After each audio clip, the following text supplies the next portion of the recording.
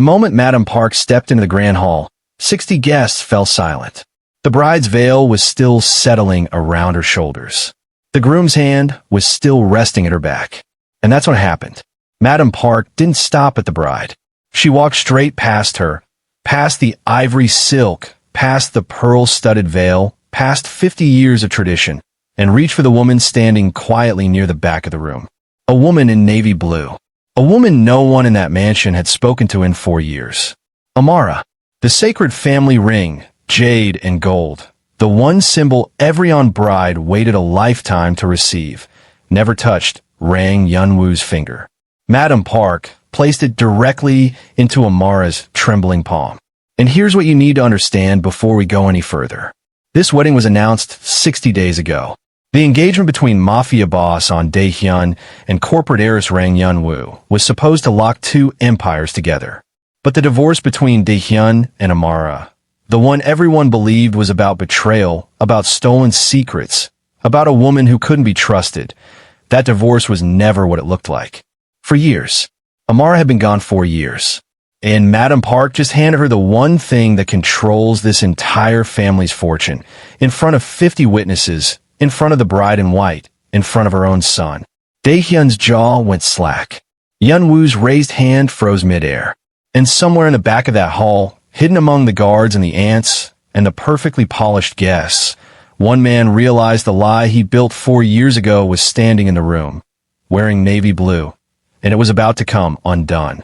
If you're watching this right now, from wherever you are tonight, curled up after a long day, on a break you probably didn't really take, or just needing a story that feels like it sees you, I want you to know something. You're not just watching this unfold. You're part of it now. This channel is a family, and every person who stops scrolling to stay for a story like this one belongs here. So hit subscribe, tap that bell, and let's walk through this together, because what Madame Park does next changes everything. Like this video if that ring moment gave you chills. And I need to know, when you saw her walk past that bride, what did you feel? Tell me in the comments. I read every single one. Now, let's go back to the beginning, to the gates of the On mansion.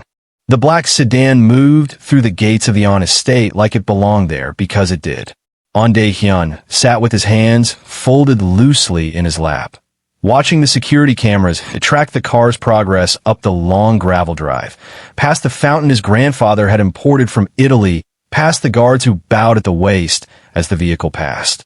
Beside him, Yeon-Woo checked her reflection in a small compact mirror, not out of vanity, but precision. Every strand of hair, every angle of her veil, had been arranged for maximum effect. She was not a woman who left things to chance. 50 guests, Dae-Hyun said, more to himself than to her. My mother invited 50 guests for a blessing that used to take place with just the family. Because it's not just a blessing anymore. Yeon-Woo snapped the compact shut. It's a message. To the CHO family. To the family. To everyone who's been waiting to see if the empire cracks now that your father is gone. She looked at him, and for a moment something almost warm passed across her face. We're not just getting married, Dae-Hyun. We're building a wall. Let's make sure it looks unbreakable. He nodded, because she was right, and because agreeing with Yeon-Woo had become one of the easiest things in his life. Nothing about her required effort. She understood the syndicate's architecture as well as any underboss, better than most. Their union had been drafted like a merger. Clean lines, mutual benefit, no loose ends. It was, by every metric that mattered to a man in his position, the correct decision. He did not let himself think about the last time he'd ridden up this driveway with a bride beside him. That version of him no longer existed, he told himself. That version of him had been foolish enough to let his heart choose for him. And it had cost the family nearly everything. The car rolled to a stop beneath the portico. A line of staff in black uniforms stood at perfect intervals, heads bowed. Dae-Hyun stepped out first, buttoning his jacket, feeling the familiar weight settle onto his shoulders. Boss, protector, heir to everything his father built and nearly lost. He offered his hand to Yeon-Woo, and she took it, stepping out into the afternoon light with the poise of a woman stepping onto a stage she had rehearsed for months. Inside, the grand hall had been transformed. White orchids lined the marble staircase. A string quartet tuned quietly near the far wall. 50 of the underworld's most powerful faces filled the room. Men who ran ports and casinos and construction empires that were construction empires in name only. Women who managed the family's legitimate holdings with the same ruthlessness their husbands brought to everything else. Every one of them turned as Dae-Hyun and Yeon-Woo entered, and every one of them smiled the practiced smile of people who understood that today's alliance would shape tomorrow's territory lines. Madam Park stood at the center of it all, near the base of the staircase, dressed in a hanbok the color of morning fog. She did not smile. She rarely did. Not since her husband's death had placed the full weight of the family survival on her son's inexperienced shoulders. But there was something in her eyes today that Dae-Hyun couldn't quite place. Not pride, not the quiet satisfaction he'd expected from a mother watching her son secure the family's future. Something closer to resolve. The look of a woman who had been waiting a very long time for a particular moment to arrive. "Mother," Dae-Hyun said, bowing. "My son." Madam Park's gaze moved to Yeon-Woo, taking in the gown, the veil, the flawless composure. "You look every part the bride this family needs." Yeon-Woo bowed low. "Thank you, madam. I hope to honor the name." The quartet began to play. Guests found their places. A priest, brought in as a formality, a gesture toward respectability the syndicate had never truly earned, stood ready near the small altar erected at the room's far end, where the ceremonial ring rested on a cushion of dark silk. Dae-Hyun felt the room's attention settle on him like a physical weight. 50 pairs of eyes waiting to witness the moment that would cement his authority beyond question. He did not notice the side door near the eastern wall open. He did not notice the woman who stepped through it. But his mother did. Madam Park's eyes moved past her son, past the priest, past the altar, and fixed on the doorway with an intensity that made the elder cousin standing nearest her fall silent mid-sentence. Amara walked into the hall the way she'd always walked into rooms, quietly, without asking permission to exist in them. She wore a navy dress, structured and simple, nothing that competed with the wedding around her, and yet the moment she crossed the threshold, the entire temperature of the room seemed to shift. Conversations died in the middle of sentences. Someone's champagne glass paused halfway to their lips. A hush spread outward from the doorway like a stone dropped into still water. Dae-Hyun turned. For a moment, he could not process what he was seeing. For years had passed since he'd last looked at that face. For years since the papers were signed. Since he'd told himself it was necessary. Since he'd buried the sound of her voice under work and silence, and the slow construction of a life that didn't include her. And now she was standing in his family's grand hall, in the middle of his wedding, as if no time had passed at all. "What is she doing here?" he said, so quietly only Yeon-Woo heard him. Yeon-Woo's hand tightened, almost imperceptibly, around his arm. Dae-Hyun, but Madam Park was already moving. She stepped away from the altar, away from her son, away from the bride in white, and crossed the marble floor with a steadiness that silenced whatever murmurs had begun to rise among the guests. She did not look at Yeon-Woo. She did not look at her son. She walked directly to Amara and took both of the younger woman's hands in her own. "You came," Madam Park said, and her voice, though quiet, carried through the frozen hall. "You asked me to," Amara answered. Her voice trembled just slightly at the edges. "I almost didn't. I'm glad you did." Madam Park released one of Amara's hands and reached into the fold of her hanbok sleeve. What she withdrew caught the chandelier's light and scattered it across the ceiling in fractured gold. The ring. The family ring. Jade set in gold, so old it had darkened with the weight of every hand that had worn it before, the ring every bride had received on her wedding day for 4 generations. The ring that was in every practical and symbolic sense the key to the entire syndicate.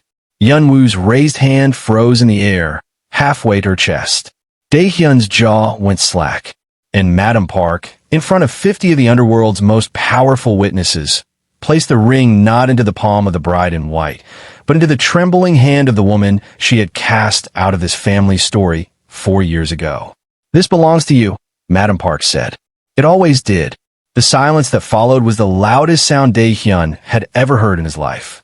Somewhere near the back wall, hidden among the rows of black-suited guards, A man named Pang Hyuk stood very still, his champagne glass untouched, his expression carefully arranged into something resembling shock. But beneath the surface, something colder was moving. The slow, sick recognition that whatever he had buried 4 years ago had just clawed its way back into the light. The tea room was smaller than the grand hall, intimate by the estate's standards, with a low lacquered table and cushions arranged around a window overlooking the eastern garden. It was the room Madame Park used for conversations that required privacy. Negotiations, condolences, the rare moments when a syndicate's business required something softer than a boardroom. Dae-Hyun had ushered Yeon-Woo, there within minutes of the ceremony's collapse. Guests still murmuring in the hall behind them, his mother nowhere to be found. Yeon-Woo did not sit. She stood by the window with her arms crossed over her wedding gown. And when she finally spoke, her voice was flat with the particular fury of a woman who had been humiliated in front of exactly the people whose respect she'd spent years cultivating. 50 guests, Dae-Hyun. 50. The Yam family was there. The CHO family was there. Every reporter with a source inside this house will know by tonight that your mother handed the family ring to your ex-wife instead of me. She turned to face him. Tell me this was some kind of ritual. Tell me there's a version of this that doesn't mean what it looks like it means. I don't know what it means, Dae-Hyun said, and hated how true it was. I didn't know Amara was coming. I didn't know my mother had spoken to her. Your mother invited her. Yeon-Woo's eyes narrowed. That ring doesn't move without Madame Park's word. You know that better than anyone. This wasn't an accident, and it wasn't a mistake. Someone planned this. Dae-Hyun said nothing, because there was nothing to say that wouldn't sound like an excuse. He crossed to the low table and sat, more out of the need to steady himself than any real composure. For years, he had built an entire life on the belief that Amara's betrayal was a settled fact, a wound long since closed. The forensic reports had been clear: data breach, leaked shipping routes, 3 cargo losses that cost the family more than could be recovered in a year. Amara had access. Amara had motive, or so he'd been told, whispered rumors of resentment over how the family treated her, over promises unkept. He had signed the divorce papers, believing he was protecting the syndicate from a woman who had already proven she would hurt it. But his mother did not act without reason. His mother had never, in 34 years, done anything without calculating every consequence 3 moves ahead. And that certainty was the only thing keeping him from storming out of this room and demanding answers from her directly. I need to speak with my mother, he said, rising. And what about me? Yeon-Woo's voice cracked, just slightly, the first genuine break in her composure all day. What am I supposed to do while you go chase down the truth about the woman who apparently still matters more than the wedding we planned for 2 months? Dae-Hyun stopped at the door. He looked back at her, really looked for what felt like the first time in weeks, and saw not just anger, but something closer to exhaustion. A woman who had entered this marriage with her eyes open, expecting a transaction, and was now watching that transaction collapse in front of witnesses she'd never be able to fully explain herself to. I'm sorry, he said, because it was true, and because it was the only thing he had to offer her in that moment. He left her standing by the window and went to find his mother. Madame Park was in her private study, seated at the low desk where she had, for 30 years, quietly managed the parts of the family's business that never appeared in any ledger. She did not look surprised when Dae-Hyun entered without knocking. Sit, she said. I don't want to sit. I want to know why you just destroyed my wedding in front of 50 people. I didn't destroy anything. Madame Park's hands were folded on the desk, still, unshaken. I corrected something that should have been corrected 4 years ago. Amara leaked our shipping routes. She cost this family. Amara did nothing. His mother's voice was quiet, but it cut through the room like a blade. I have spent 4 years proving that to myself, piece by piece, because I refused to believe the version of events you were so eager to accept. And I am telling you now, with absolute certainty, that the woman you divorced was innocent, and the man who convinced you otherwise is still standing in this house. Dae-Hyun felt something cold settle into his chest. Who? I will tell you when I am certain you can hear it without doing something reckless. Madame Park rose from the desk, crossing to stand in front of her son, And for the first time in longer than he could remember, he saw something like grief in her expression. I let that divorce happen, Dae-Hyun. I let you believe a lie, because the alternative was watching Amara die. There were people in this family who wanted her gone by any means necessary, and the divorce was the only door I could open fast enough to get her out before it happened.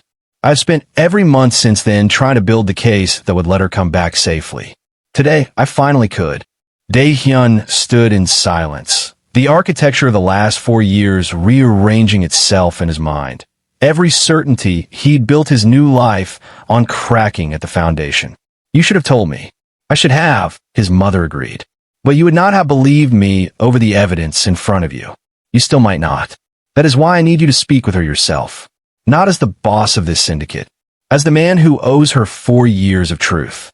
Amara was in the Eastern Garden when he found her, standing near the koi pond his grandfather had built, her arms wrapped around herself against the evening chill. She did not turn when he approached, though he knew she'd heard him. I wasn't going to come, she said before he could speak. I told your mother no twice.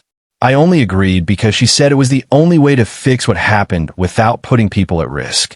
I didn't come back for you, Dae-Hyun. I want that understood before you say anything else. I know. He stopped a respectful distance away. My mother told me some of it.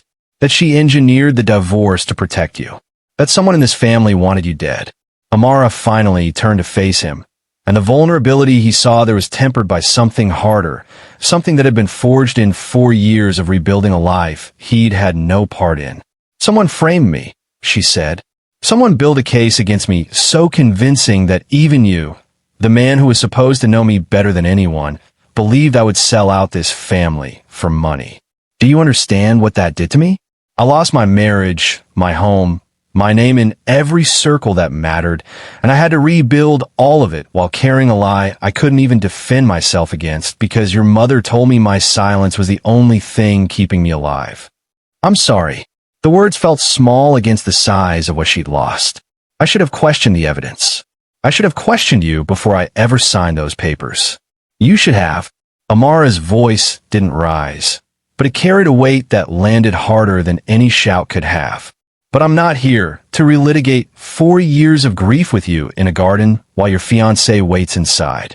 I'm here because your mother asked me to help her finish what she started, and because I want my name cleared publicly and completely so that whoever did this to me never gets the chance to do it to someone else. Then let me help you. You don't get to help me the way you help everyone else, Dae-Hyun. Amara stepped closer, and for the first time her voice softened, though not with tenderness. With the particular clarity of a woman laying down terms she would not negotiate. You don't get to use your authority to fix this for me like I'm a problem on your ledger. If you want to be part of clearing my name, you do it as a man trying to earn back trust, not as a boss handing down solutions. You don't speak to me with that voice you use on your underboss. You don't summon me. You don't decide things about my life and inform me afterward. Then how? You investigate your own house. Her eyes held his, steady and unflinching. Quietly, independently, not through your usual channels, not through anyone currently on your payroll, because if someone in your inner circle built this lie 4 years ago, they're still there, still trusted, still close enough to do it again. You find them yourself, Dae-Hyun, with your own hands, not your title. That's the only version of help I'll accept. He held her gaze for a long moment, and in it he saw the shape of the man he would have to become to earn even the smallest fragment of what he'd lost. I'll find them, he said. I promise you that. Don't promise me anything. Amara turned back toward the pond. Just do it. I've had enough promises to last a lifetime. Moon Jin-ho's office occupied the 4th floor of an unremarkable building in a district far from anywhere the syndicate's usual business was conducted, which was precisely why Dae-Hyun had chosen him. Jin-ho had no ties to the On family, no history with Pang Hyuk or anyone in the inner circle, no reason to shade his findings in any particular direction. He was, by every account Dae-Hyun had quietly gathered, the best digital forensic investigator in the country, and entirely unbuyable by anyone who wasn't paying him directly. You understand what I'm asking, Dae-Hyun said, sitting across from Jin-ho's cluttered desk, 3 monitors glowing between them. You want me to re-examine a 4-year-old data breach that's already been formally attributed to someone. Jin-Ho didn't look up from his screen, fingers moving across the keyboard with the unhurried precision of a man who'd done this 1,000 times. You want to know if the original investigation got it right. I want to know the truth. Whatever it is, that's a more dangerous request than most people realize. Jin-Ho finally looked up. If the original investigation was correct, you'll have wasted a great deal of money confirming something you already believed. If it was wrong, you're about to learn that someone close to you built a lie sophisticated enough to survive 4 years unchallenged. Either way, you should prepare yourself before I start. I'm prepared. Jin-Ho held his gaze a moment longer, then nodded and pulled up the archive files Dae-Hyun had provided, server logs, IP records. The original breach report that had, for years ago, pointed cleanly and conclusively at Amara. It took 11 days. Dae-Hyun spent them the way he spent most of his days now, managing the syndicate's daily business with one hand while the other quietly dismantled the story he'd built his life on. He said nothing to Pang-hyuk about the investigation. He said nothing to anyone. He met Yeon-Woo twice during those 11 days. Brief, careful conversations in which neither of them mentioned the wedding, both of them circling around the reality that whatever they'd built together had been fundamentally altered by a ring passed from one woman's hand to another's. On the 11th night, Jin-Ho called him to the office. "I found something," Jin-Ho said, turning one of the monitors toward him. Rows of data filled the screen. Timestamps, routing information, the digital fingerprints of every device that had touched the family's servers on the night of the breach. The original report traced the leak to an external IP address registered to a shell account linked to Amara's personal devices. That part is technically accurate. Someone did access the servers from that account. Then the original investigation was right. No. Jin-Ho pulled up a second window, a tangle of routing data that meant nothing to Dae-Hyun at a glance. Because the access itself was routed through a proxy chain designed to make it look like it originated from Amara's devices. It's a sophisticated technique, not something a casual actor could pull off. Whoever did this understood exactly how to construct a false trail that would survive a standard investigation. He tapped the screen. But proxy chains leave residue if you know where to look.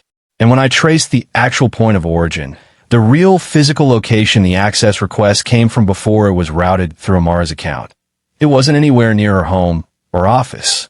Where was it? Jin-Ho met his eyes. This building's private network. Specifically, a workstation registered to the underboss's office suite. Pang-hyuk's private terminal, 4 years ago, on the exact night the breach occurred. For a long moment, Dae-Hyun said nothing. The room seemed to tilt slightly, the last 4 years rearranging themselves once more, faster this time, the shape of the betrayal coming into focus with a clarity that made his chest tighten. "You're certain," he finally said. "I'm certain enough to stake my professional reputation on it, and I'll put it in a written report if you want documentation that will hold up in front of your elders." Jin-Ho leaned back. Someone in your underboss's office built a false trail 4 years ago to destroy a woman who never touched those servers. I don't know why. That's not something the data tells me. But the who and the how, that part isn't in question anymore.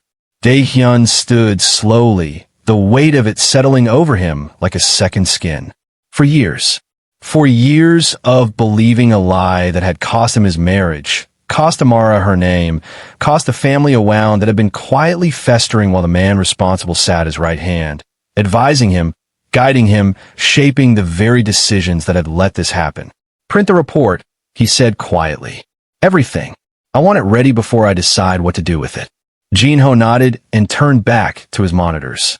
Dae-Hyun walked to the window, looking out over the unremarkable street below, and thought of Amara standing by the koi pond, telling him not to promise her anything. He had a feeling this was only the beginning of proving he could keep one anyway. Yeon-Woo requested the meeting herself, choosing neutral ground. A private room at a hotel her family's corporation owned, far from the mansion and its watching staff. When Dae-Hyun arrived, she was already seated, a slim folder resting on the table in front of her, her posture as composed as it had been on the day they'd walked into his mother's hall together. "I know," she said before he'd even taken his seat. I know about the forensic report. I know what your mother told you about Pang-hyuk. My network isn't as deep as your syndicate's, but it's thorough, and I don't like being the last person to understand my own situation. Dae-Hyun sat slowly. Then you understand why the wedding can't move forward. I understood that the moment your mother put that ring in another woman's hand.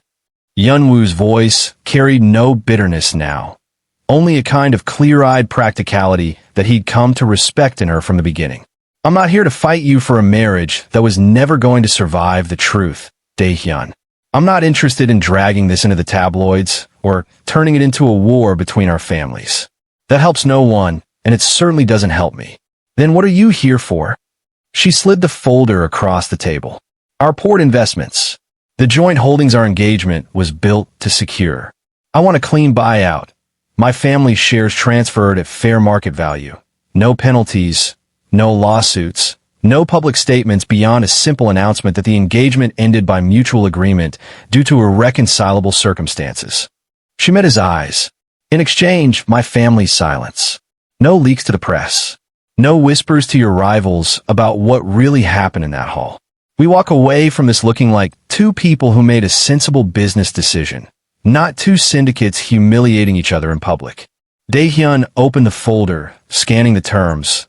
Generous to her, but not unreasonable, and far cheaper than the alternative of a public scandal that would hand Pang-hyuk and every rival boss watching the exact narrative they wanted.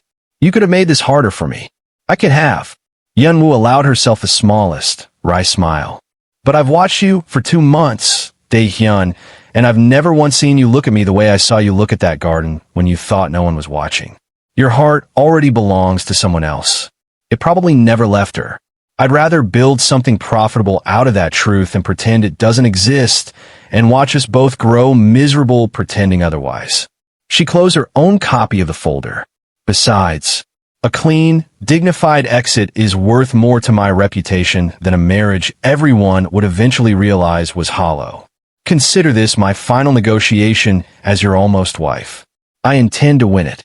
Dae-Hyun signed before he left the room. Pang-hyuk heard about the forensic investigation from a nervous junior accountant 3 days before Dae-Hyun intended to bring it before the council, and the knowledge landed in his chest like a struck match. For years of careful architecture, the falsified ledgers, the proxy trail routed through Amara's old accounts, the whispered doubts he'd planted in Dae-Hyun's ear at exactly the right moments, all of it balanced on the assumption that no one would ever think to look closely enough to unravel it. He had underestimated Madam Park. He would not survive underestimating her twice. He moved quickly, the way he always had, treating the unraveling threat the same way he'd treated every obstacle in his rise through the syndicate's ranks. Not with panic, but with calculated aggression. He placed calls that night to Cho Dae-Ho and Yeon Nam-ji, two rival bosses who had spent years chafing under the On family's dominance of the region's ports and construction contracts. Men who would be delighted to see Dae-Hyun's leadership crumble from the inside. He's compromised, Pang-hyuk told them, sitting in the private lounge of a casino Cho Dae-Ho owned on paper through 4 shell companies. He broke his engagement to chase after an ex-wife who was proven to be a corporate spy. He's spending the syndicate's resources on private investigators instead of running the business. This is a man who's lost his judgment, and a syndicate led by a man without judgment is a syndicate ripe for restructuring. Yeon Nam-ji, older and more cautious, studied Pang-hyuk over his glass. Restructuring meaning what, exactly? Meaning the elders replace him before he burns the empire his father built to the ground. Pang-hyuk leaned forward. I'm not asking you to move against the On family directly. I'm asking you to help me plant the right doubts in the right ears. A story in the tabloids about the boss's obsession with a discredited ex-wife. Whispers to the elders about his fitness to lead.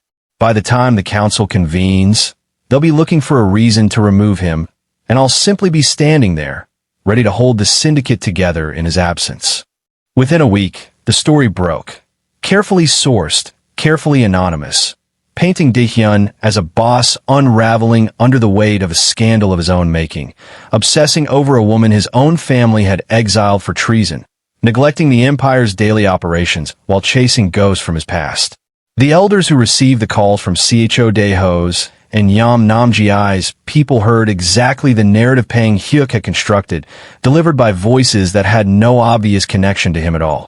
By the time Madam Park called the emergency council session, the room that gathered held far more skepticism than the wedding crowd had shown weeks before.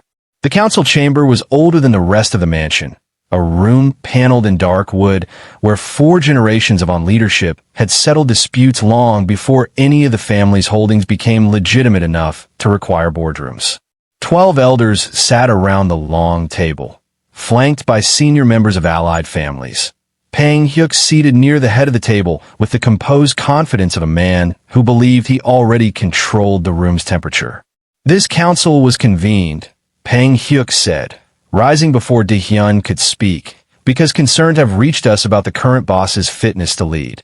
In the weeks since his broken engagement, he has redirected significant resources toward reopening a settled internal matter, has neglected critical negotiations with our shipping partners, and has allowed personal entanglements to compromise decisions that affect every family at this table. He placed a folder on the table, thick with documents. I have prepared financial statements showing irregularities I believe trace back to the same source that damaged this family 4 years ago. I regret to say the evidence points, once again, toward Amara Okafor, and toward the boss's continued inability to see clearly where she is concerned. Murmurs moved around the table. Dae-Hyun remained seated, unmoved, and when he finally rose, his voice carried none of the defensiveness Pang Hyuk had clearly hoped to provoke. Thank you, Underboss Pang, for demonstrating exactly the concern I intended to address today. He nodded to a staff member near the door, who dimmed the chamber's lights and activated the projection screen mounted along the far wall. 4 years ago, this council accepted a forensic report identifying Amara as the source of a data breach that cost this family 3 shipping contracts and untold reputation. I've spent the past several weeks having that report independently re-examined by a forensic expert with no ties to this family, this council, or anyone seated in this room. The screen filled with Mun Jin-ho's data, the routing tables, the proxy chain analysis, the clean line traced backward through 4 years of buried digital footprints to a single workstation. The original breach was routed through a proxy chain designed to implicate Amara's personal accounts, Dae-Hyun continued. The true point of origin was not her home, not her office, not any device she has ever owned. It was a private workstation registered to this family's underboss's office suite, accessed on the exact night of the breach. Pang Hyuk's composure cracked, visibly for the first time. This is fabricated. Anyone can manipulate. There's more, Dae-Hyun said, and nodded again to the staff member. The audio began to play, grainy but unmistakable. Pang Hyuk's voice, recorded 3 weeks earlier in a private meeting he had believed was secure, negotiating terms with Cho Dae-Ho and Yam Namji, discussing the smear campaign, discussing the restructuring he intended to orchestrate once the elders turned against their boss. The chamber went utterly silent as Pang Hyuk's own words filled the room, laying out 4 years of buried conspiracy in his own voice, admitting freely to men he believed were his allies that he had built the case against Amara himself to protect a smuggling operation she had come dangerously close to discovering. When the recording ended, no one at the table spoke. Pang Hyuk's hand moved toward his jacket, and for one terrible moment Dae-Hyun saw the shape of the weapon beneath the fabric, saw the calculation crossing his underboss's face as every other option collapsed around him. But Dae-Hyun had anticipated this too.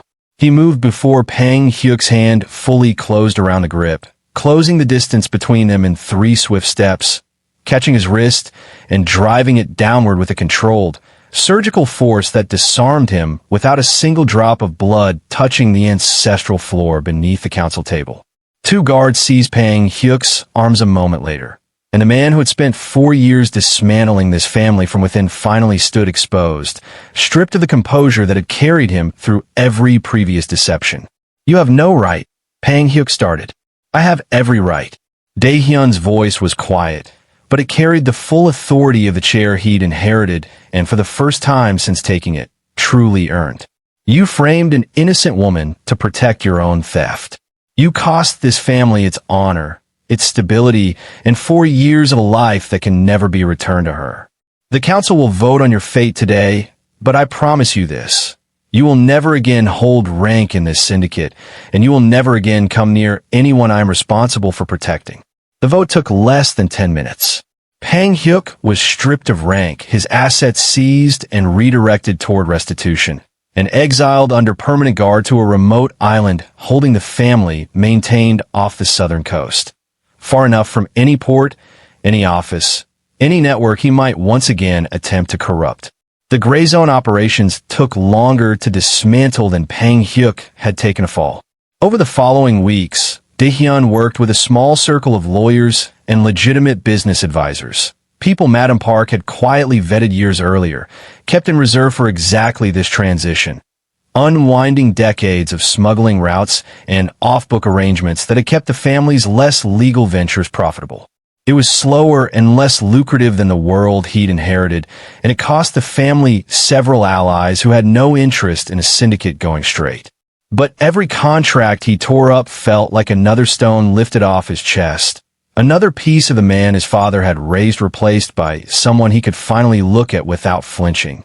The formal restitution took place on a quiet afternoon, in the same grand hall where the ring ceremony had unraveled everything. This time, only family and the closest elders were present. No crowd of 50, no priest, no orchids. Madam Park stood at the center of the room, and beside her stood every surviving elder who had once accepted the lie about Amara without question. Amara stood near the doorway, the same way she had the day she'd returned, quiet and composed, and giving nothing away. Madam Park bowed first, low and formal, the bow of an elder acknowledging a debt that could never fully be repaid. 4 years ago, this family let a lie destroy your name to protect people who did not deserve protecting. I am sorry it took this long to correct. One by one, the elders followed her lead, each offering the same formal bow, each acknowledging aloud the truth of what had happened. Amara's name cleared not in whispers, not in private assurances, but in the same formal, witnessed manner the original accusation had been leveled. Within days, word moved through every allied family, every rival syndicate, every corner of the underworld that had once treated her name as a cautionary tale. By the end of the month, Amara Okafor's name carried no stain at all, cleared as thoroughly and publicly as it had once been destroyed. Dae-Hyun did not approach her that day. He had learned, slowly and at real cost, that some things could not be rushed toward. 6 months later, the sign above the family's headquarters read, "On Construction and Logistics," and it was, for the first time in the company's history, entirely true.